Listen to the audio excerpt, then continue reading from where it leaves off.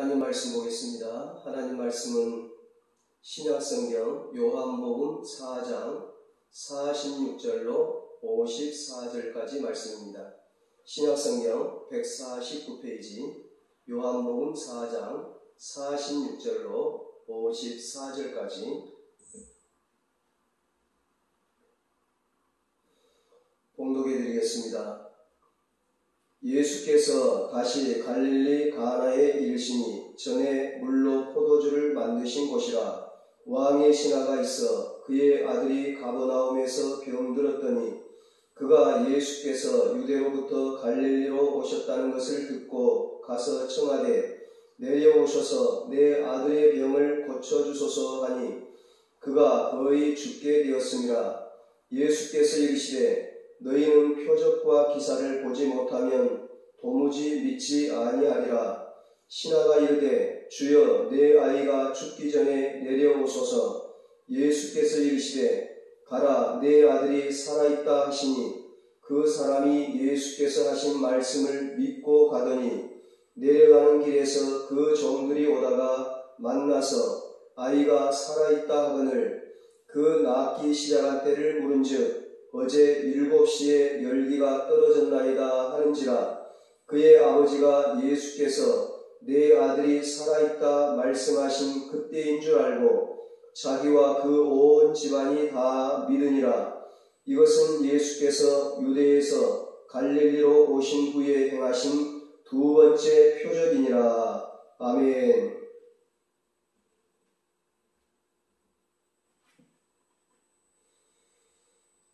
오늘 하나님께 예배드리는 우리 은성교회 모든 가족들에게 하나님의 치유의 역사와 기적의 역사가 일어나기를 주님의 이름으로 축복합니다.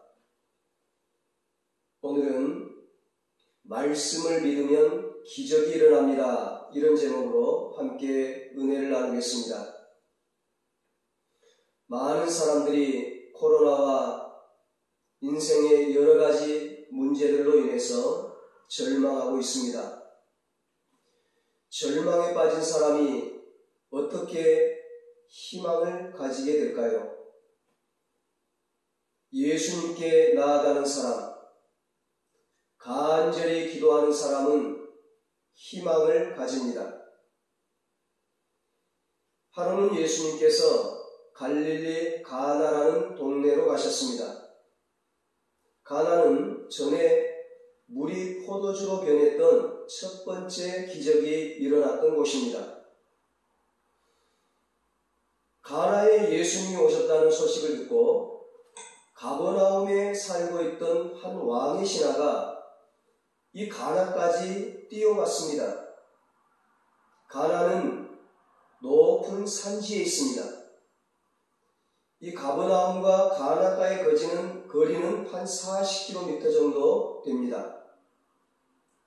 왕의 신하는 그 높은 산지를 향해서 그 먼 거리를 힘든 줄도 모르고 단숨에 뛰어서 예수님께로 왔습니다. 아들이 병들어 죽어가고 있기 때문입니다. 그 먼 길을 달려오면서 그 사이에 아들이 죽지는 않을까? 얼마나 아버지의 마음이 초조하고 불안했겠습니까? 죽어가는 그 아들을 두고 먼 길을 떠나는 아버지의 심정이 얼마나 복잡하고 무겁겠습니까? 달려온 이 사람은 헤롯 왕의 신하로 대단히 높은 신분의 사람입니다. 세상적으로 성공한 사람입니다. 돈도 있고 권세도 있고 남부러울 것이 없는 사람입니다. 그러나 아들이 죽게 되자 그의 가정에 불행이 닥칩니다. 아들의 죽음 앞에 권력도 재산도 아무런 도움이 되지 않았습니다. 그는 그 아들의 죽음 앞에 낮아질 대로 낮아져서 30대인 청년 예수 앞에 엎드려 아들을 고쳐달라고, 아들을 살려달라고 무릎을 꿇고 애원을 했습니다. 그는 죽은 아들을 살리고 싶어하는 애절하고 간절하며 절박한 아버지일 뿐입니다. 죽어가는 아들 앞에 아버지는 신하의 권력도 재산도 그 어떤 신분도 아닌 오직 한 아이의, 죽어가는 한 아들의 아버지일 뿐이죠. 부모는 자신이 아픈 것보다 사랑하는 자식이 아프면 더 힘들어요. 병으로 고통하고 죽어가는 그 자식을 보는 부모의 심정은 차라리 내가 대신 아프고 차라리 내가 대신 죽고 싶은 그런 심정이죠. 성경의 수로보니게 가나안 여인처럼 딸이 낳기만 한다면 자신을 개라고 해도 좋습니다. 자존심도 어떤 수모, 어떤 모욕도 다 참아낼 수가 있는 것입니다. 왕의 신하가 아들이 아팠을 때, 아들이 죽어갈 때 아마 똑같은 심정이었을 겁니다. 그에게는 예수 외에는 답이 없다는 절실함이 있었습니다. 그는 겸손히 예수님 앞에 엎드려 매달립니다. 예수님 앞에 나오는 사람, 하나님 앞에 기도하는 사람에게 희망이 있습니다. 겸손한 자에게는 언제나 은혜의 단비가 내립니다. 우리 인생의 가장 위대한 순간은 나의 무능을 깨닫고 나의 연약함을 깨닫고 전능하신 하나님의 손길을 만나는, 하나님의 도움을 만나는, 하나님의 은혜를 만나는 기도의 시간인 것입니다. 기도하는 사람은 아무리 큰 절망 속에 있어도 희망을 가지게 됩니다. 인생 최대의 비극은 구하지 않기 때문에 하늘의 은혜를 맛보지 못하는 것입니다. 너희가 얻지 못하면 구하지 아니하기 때문이요, 구하여도 받지 못하면 정욕으로 쓰려고 잘못 구하기 때문이라 야고보서 4장 2절로 3절에 말씀하고 있습니다. 이 아버지가 예수님께 와서 단도직입적으로 얘기합니다. 조금의 망설임도 없습니다. 그 어떤 눈치도 살피지 않습니다. 예수님, 내 아들의 병을 고쳐주십시오. 내 아들이 병들었나이다. 내 아들이 죽게 되었나이다. 죽기 전에 오셔서 내 아들을 살려주시옵소서. 예수님께 아들을 살려달라고 애원하며 간절히 부르짖습니다. 이 부르짖음에 예수님은 말씀 한마디로 그 아이를 고쳐주셨습니다. 예수님의 이 고치심은 완전한 고침이었습니다. 완벽한 고침이었습니다. 육체뿐만 아니라 그의 영혼까지도 구원하는 완벽한 치료, 완벽한 고침, 완벽한 구원이었습니다. 그렇습니다, 여러분. 구원은 요청하는 것입니다. 구원은 하나님께, 우리 예수님께 살려달라고 요청하는 것입니다. 주여, 저를 살려주십시오. 저를 도와주십시오. 저를 불쌍히 여겨주십시오. 이보다 더 위대한 기도는 없습니다. 어떤 화려한 말보다도 하나님 앞에, 주님 앞에 간절히 부르짖는 것, 그것이야말로 위대한 기도인 것입니다. 인간이 하나님 앞에 섰을 때 하는 일이란 요청하는 거죠. 요청은 겸손입니다. 교만한 사람은 요청하지 않습니다. 교만한 사람은 부탁하지 않습니다. 교만한 사람은 기도하지 않습니다. 교만한 사람은 엎드리지 않습니다. 겸손한 자가 엎드리고 겸손한 자가 하나님 앞에 나와 요청하고 구하고 기도하는 것입니다. 그리스도인은 문제가 생겼을 때 문제 앞에 무릎 꿇는 자가 아니라 하나님 앞에 무릎 꿇는 자입니다. 하나님 앞에 무릎 꿇으면 역사가 일어납니다. 하나님은 하나님의 때에 분명히 말씀하십니다. 가라, 너의 아들이 살아있다. 이제 너의 문제는 해결되었다. 하나님 앞에 무릎 꿇을 수 있다는 것, 이것은 그리스도인들이 받은 최고의 축복이요 특권입니다. 그렇게 아들을 살려달라고 간절하게 요청하는, 간구하는, 부르짖는 이 아버지에게 예수님께서 뭐라고 말씀합니까? 48절에 예수께서 이르시되 너희는 표적과 기사를 보지 못하면 도무지 믿지 아니하리라.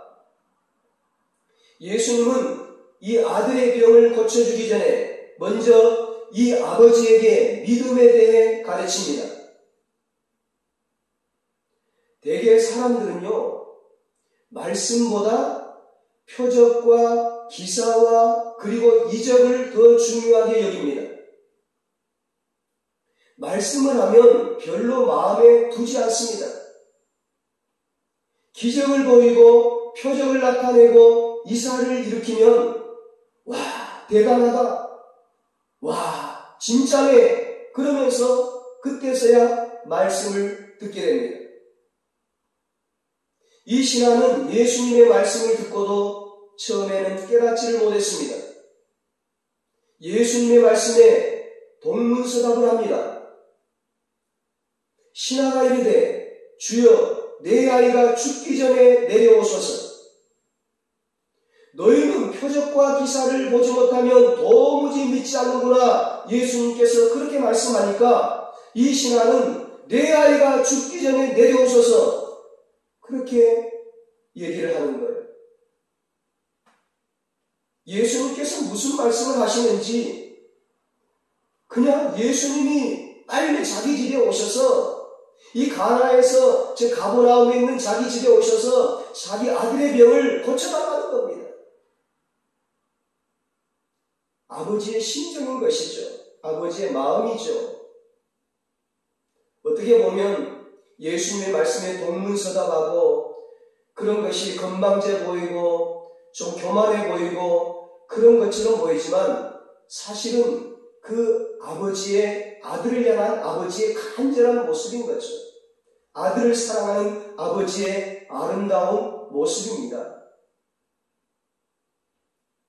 집에까지 와달라는 그 요청을 받고 예수님께서 대답하십니다. 50절에 가라, 너의 아들이 살아있다 하시니 그 사람이 예수께서 하신 말씀을 믿고 가더니. 아멘. 예수님께서 자기 아들 자기 집에까지 와서 살려달라고 요청을 하니까 아니야, 내가 갈 필요 없어. 너의 아들은 지금 살아있어. 살았어. 병이 나았어. 예수님께서 그렇게 말씀하시는 거예요. 그랬더니 이 신하가 그 예수님의 말씀을 그대로 믿고 갔다는 겁니다. 말씀을 믿고 가더니, 이 말씀은 아주 중요합니다. 굉장히 중요합니다.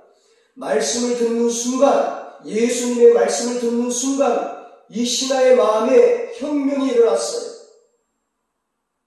예수님께서 자기 집에까지 오실 필요가 없다는 것을 알게 된 겁니다. 이 아버지의 마음에 믿음이 생겼어요. 예수님께서 말씀하시는 순간 믿음이 생겼어요. 이제는 예수님이 자기 집까지 멀리까지 오시지 않아도 예수님께서 그렇게 발걸음으로 수고하지 않으셔도 그 말씀이, 예수님의 말씀이 곧 생명이고 그 예수님의 말씀이 능력이라는 것을 알게 된 겁니다. 예수님의 입에서 너의 아들이 살았다 그렇게 말씀했을 때 순간 번개처럼 하나님의 말씀이 능력의 말씀이고 예수님의 말씀이 능력의 말씀이고 이 주님의 말씀 한마디로 내 아들이 살겠구나 그런 믿음의 생각을 한 것입니다. 아마 예수님께서 말씀하실 때에 이 아버지의 마음에 아멘, 아멘 그런 믿음과 함께 평안이 찾아왔을 겁니다. 두려움이 사라지고 염려, 근심, 걱정이 사라지고 주님이 말씀하시는 그 순간 평안이 임한 것입니다. 기쁨이 임한 것입니다. 소망이 임한 것입니다. 그리고 더 이상 말도 질문도 없이 그 자리를 떠나 곧장 집으로 돌아갑니다. 그랬더니 어떻게 됐습니까? 51절, 52절입니다. 내려가는 길에서 그 종들이 오다가 만나서 아이가 살아있다 하거늘 그 낫기 시작할 때를 물은즉 어제 7시에 열기가 떨어졌나이다 하는지라. 이 왕의 신하는 예수님의 말씀을 믿고 그냥 집으로 돌아갑니다. 더 이상 예수님께 자기 집으로 와달라고 부탁하지 않습니다. 더 이상 예수님께 자기 아들을 살려달라고 요청하지 않습니다. 그냥 예수님 말씀을 믿고 가는 거예요. 그런데 집으로 가는 도중에 종들을 만나게 됩니다. 집에서 달려오는 그 종들을, 급하게 달려오고 있는 종들을 만났어요. 그러더니 종들이 그럽니다. 주인님, 주인님, 아들이 열이 떨어졌습니다. 아들이 죽어가던 아들이 살아났습니다. 아들이 살았다는 그 말에, 아들에게서 열이 떨어졌다는 그 말에 이 아버지가 곧바로 종들에게 언제 떨어졌냐고, 언제 그 열이 떨어졌냐고 묻습니다. 예수님에게서 들은 말이 있어서 그때 그 시간을 한번 맞춰보려는 거죠. 예, 어제 7시에 떨어졌습니다. 이 주인이 왕의 신하가 가만히 계산을 해보니까 어제 예수님이 말씀하시던 바로 그 시간인 거예요. 어제 7시에 예수님께서 여기 멀리 40km 떨어진 가나에서 너희 아들이 살았다 말씀하신 그 시간에 40km 떨어져 있는 가버나움을 앓고 있던 병들어 죽어가고 있던 그 아들이 살아난 겁니다. 53절에 말씀합니다. 그의 아버지가 예수께서 너의 아들이 살아있다 말씀하신 그때인 줄 알고 자기와 그 온 집안이 다 믿으니라. 아멘. 결국 이 아들을 통해 이 왕의 신하와 온 집안이 다 예수를 믿게 되었습니다. 다 예수 믿고 구원을 받게 되었습니다. 합력하여 선을 이루시는, 모든 것이 합력하여 선을 이루시는 하나님의 은혜, 하나님의 역사, 하나님의 기적을 보게 된 겁니다. 여기서 우리가 배워야 할 교훈이 있습니다. 첫째, 말씀과 믿음의 관계입니다. 눈으로 보고 귀로 듣고 손으로 만지는 것보다 더 중요한 것은 예수님의 말씀을 그대로 믿고 확신할 수 있는 믿음입니다. 부활하신 예수님을 믿지 못하는 도마에게 이렇게 말씀하십니다. 너가 본 거로 믿느냐? 보지 못하고 믿는 자는 더 복되도다. 기적을 보고 믿는 것이 아닙니다. 살려주었기 때문에 믿는 것도 아닙니다. 모든 것이 합력하여 선을 이룰 줄 믿는 것입니다. 오직 하나님의 살아계심을 믿고 믿는 것이죠.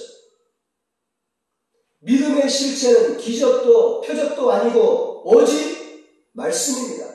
하나님 말씀, 생명의 말씀, 살아 역사하시는 하나님 말씀, 예수님 말씀인 거죠. 말씀을 믿는 겁니다. 말씀을 믿을 때 기적이 일어나는 겁니다.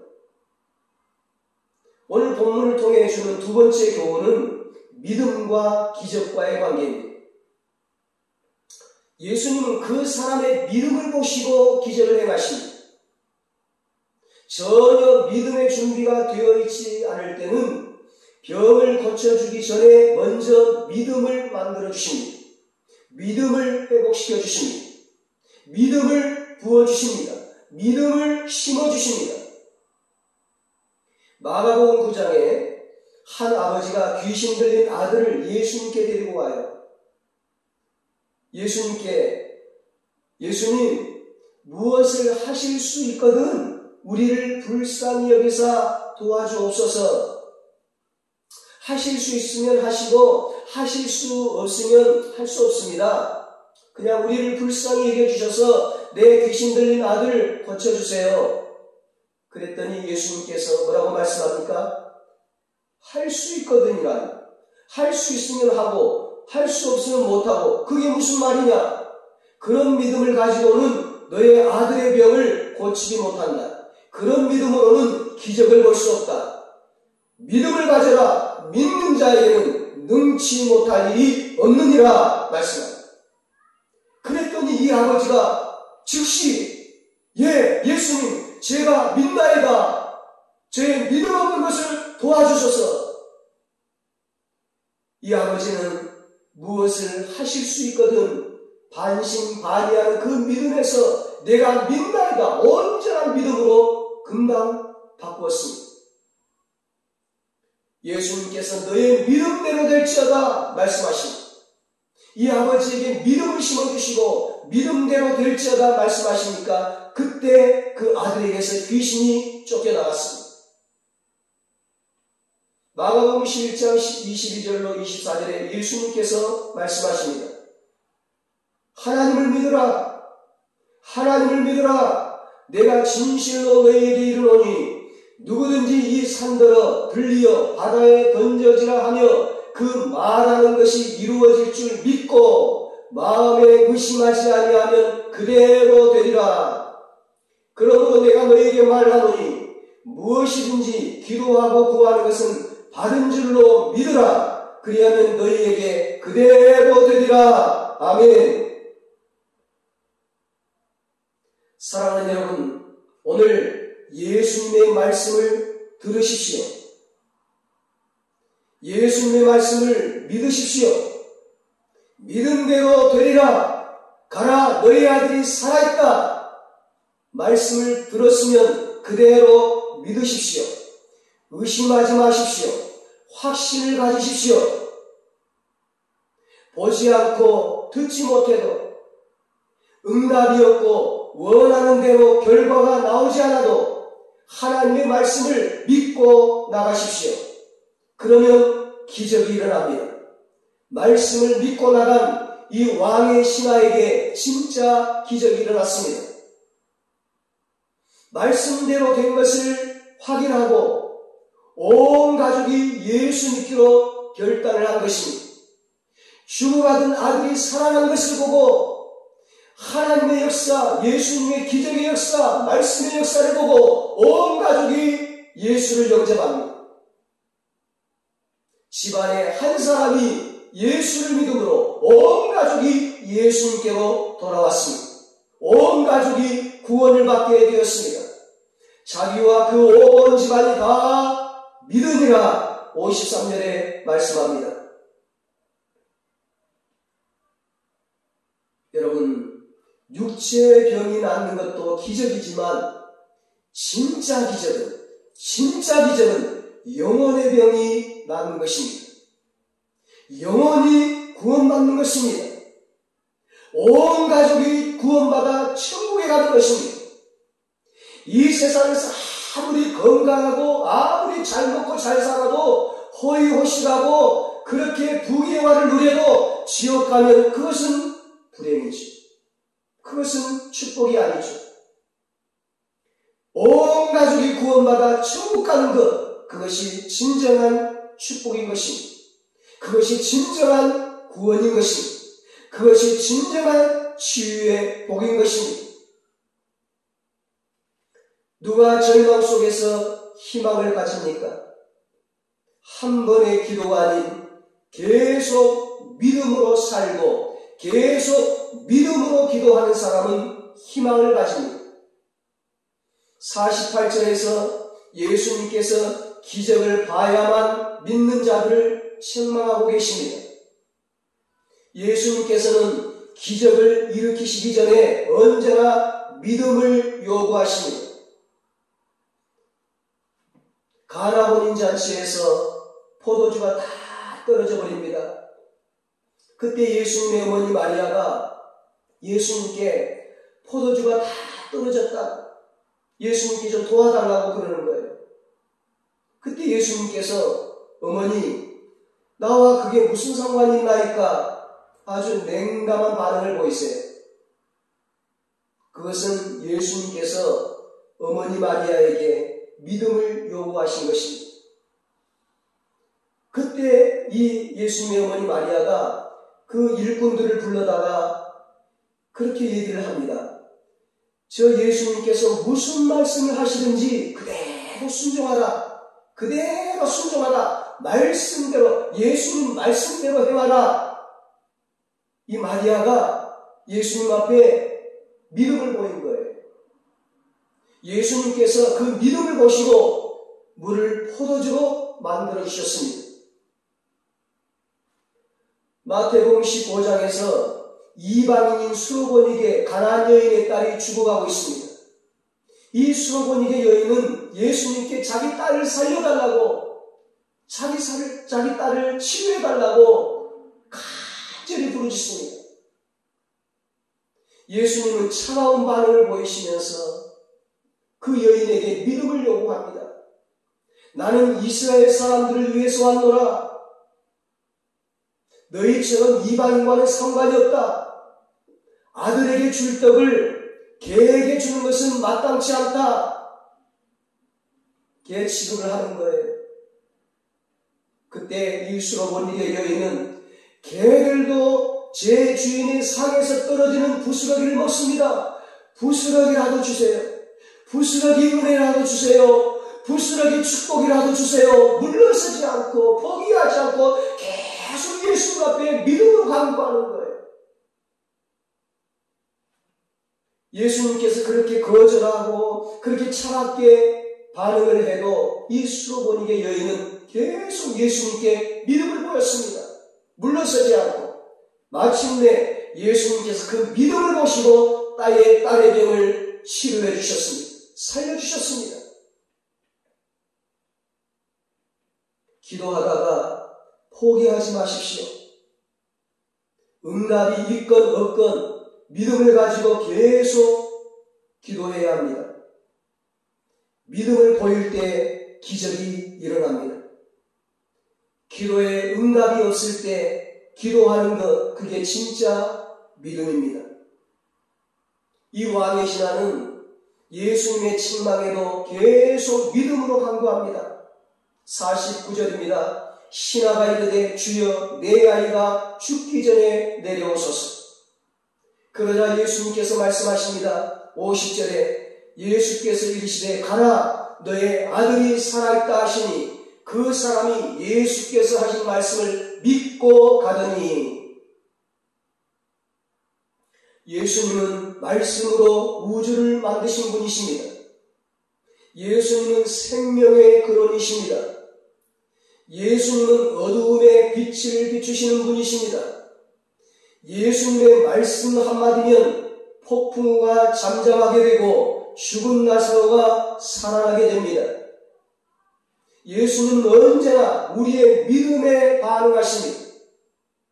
야고보서 1장 6절로 7절에 말씀합니다. 오직 믿음으로 구하고 조금도 의심하지 말라. 의심하는 자는 마치 바람에 밀려 요동하는 바다 물결 같으니 이런 사람은 무엇이든지 죽게 얻기를 생각하지 말라. 믿음은 하늘의 것을 얻게 해주는 통로가 됩니다.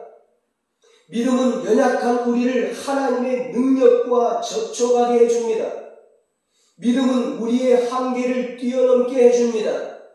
믿는 자에게는 능치 못할 일이 없습니다. 이 왕의 신하가 가나에서 가버나움으로 가는 도중에 종들을 만났어요. 종들이 어제 7시에 열이 떨어져서 아들이 낳았다고 얘기를 합니다. 어제 7시라고 말한 것을 보면 이 왕의 신하가 이 가나에서 하룻밤을 묵은 후에 하룻밤을 자고 난 다음에 그 다음날 하루가 지나서 집으로 간 것 같아요. 보통의 경우라면 아들이 낳았다는 말을 들으면 곧바로 밤중에라도 늦더라도 빨리 집으로 달려가지 않겠습니까? 빨리 집으로 가서 아들이 낳은 것을 확인하고 싶지 않겠습니까? 그런데 어제와 오늘 예수님 만나기 전과 예수님 만난 후의 모습이 완전히 다른 거예요. 예수님 만나면 인생이 이렇게 달라지는 것입니다. 어제 이 왕의 신하는, 어제만 해도 이 왕의 신하는, 하루 전만 해도 이 왕의 신하는 아들을 잃을지도 모른다는 그 두려움에 그 먼 길을 단숨에 달려와서 예수님께 무릎을 꿇고 간절히 애원을 했습니다. 제발 좀 살려달라고. 우리 집에 가버나움인 우리 집에 가서 우리 아들 좀 살려달라고. 그런데 예수님을 만난 후에, 예수님의 말씀을 듣고 난 후에 아들이 살았다는 말씀을 100% 믿고 하룻밤을 가나에서 묵고 다음날 평안하게 기쁨으로 그 자기 집으로, 가버나움에 있는 자기 집으로 가다가 중간에 종들을 만나게 된 겁니다. 종들이 말한 아들이 살아난 시간은 예수님이 너의 아들이 살아났다고 하신 어제 그 시간과 정확하게 일치를 했습니다. 믿음이 기적을 일으킨 것입니다. 믿음이 아들을 병에서, 죽음에서 살린 것입니다. 예수님이 가나에서 행한 첫 번째 기적은 물이 맛있는 포도주가 된 것입니다. 이 맛있는 포도주는 오랜 기간을 숙성시켜야만 맛있는 포도주가 될 수 있어요. 그런데 예수님은 그런 기간도 없이, 숙성 기간도 없이 즉시 최상의 포도주를 만들어냈습니다. 이것은 시간을 초월해서 표적을 행하신 것입니다. 두 번째 기적은 이 왕의 신하의 아들이 병이 나은 것입니다. 예수님은 가나에서 말씀하셨는데 40km가 떨어진 가버나움에 있는 아들의 병이 나은 겁니다. 이것은 공간을 초월하는 표적을 말하는 겁니다. 예수님은, 다시 말하면 예수님은 시간과 공간을 초월하여, 시간과 공간을 초월하여 표적을 행하시는 살아계신 분이시죠. 시편 103편 3절로 5절에 말씀합니다. 그가 너의 모든 죄악을 사하시며 너의 모든 병을 고치시며 너의 생명을 파멸해서 속량하시고 인자와 긍휼로 관을 씌우시며 좋은 것으로 너의 소원을 만족하게 하사 너의 청춘을 독수리같이 새롭게 하시는도다. 아멘. 말라기 4장 2절에도 말씀합니다. 내 이름을 경외하는 너희에게는 공의로운 해가 떠올라서 치료하는 광선을 비추리니 너희가 나가서 외양간에서 나온 송아지같이 뛰리라. 아멘. 이 왕의 신하의 아들이 치유되는 것을 보면서, 고침받는 것을 보면서, 살아나는 것을 보면서 가장 중요한 것은요, 예수님을 주인으로 모시는 것입니다. 54절에 보면 오늘 본문을 기록한 사도 요한은 이 사건을 기적이라고 하지 않고 표적이라고 기록을 합니다. 표적이라고 기록한 것은 예수님은 하나님의 아들이신 것을 나타내는 것입니다. 예수님이 하나님의 아들이시고 예수님이 곧 하나님이시다, 이것을 보여주는 것. 이것이 요한복음을 기록한 목적입니다. 요한복음을 기록한 목적은 하나님의 아들 예수님 것을 보여주고 있습니다. 요한복음 20장 31절에 말씀합니다. 오직 이것을 기록하면, 오직 이 요한복음을 기록하면 너희로 예수께서 하나님의 아들 그리스도이심을 믿게 하려 하며 또 너희로 믿고 그 이름을 힘입어 생명을 얻게 하려 하니라. 예수님은 하나님의 아들로서 만물의 주인이 되시고 나의 주인이 되시는 것. 요한복음 3장 35절로 36절에 말씀합니다. 아버지께서 아들을 사랑하사 만물을 다 그의 손에 주셨으니 아들을 믿는 자에게는 영생이 있고 아들에게 순종하지 아니하는 자는 영생을 보지 못하고 도리어 하나님의 진노가 그 위에 머물러 있느니라.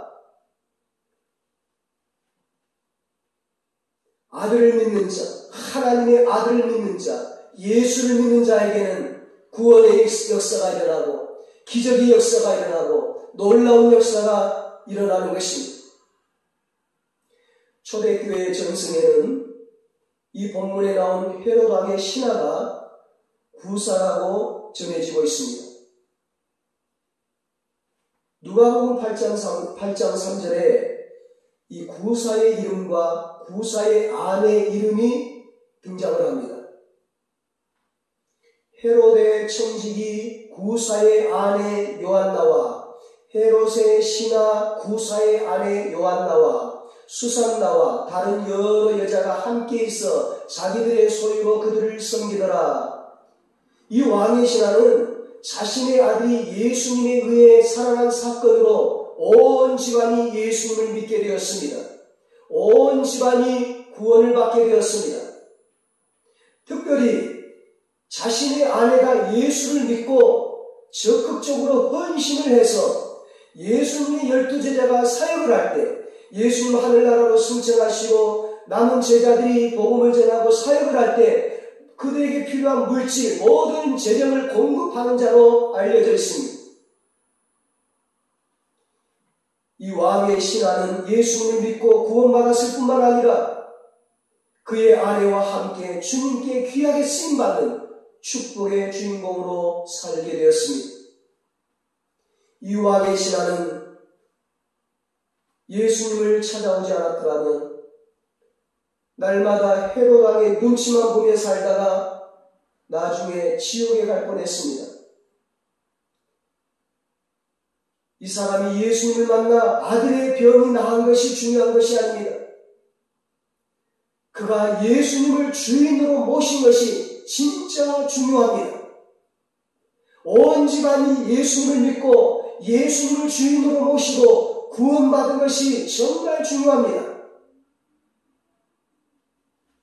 내가 주인 되었던 삶을 내려놓고 예수님을 주인으로 모십시오. 예수님을 영접하십시오. 진실로 예수님을 믿으십시오. 그곳에 생명이 있고 치유가 있고 기적이 있습니다. 그곳에 희망이 있고 구원이 있고 영생이 있고 천국이 있습니다.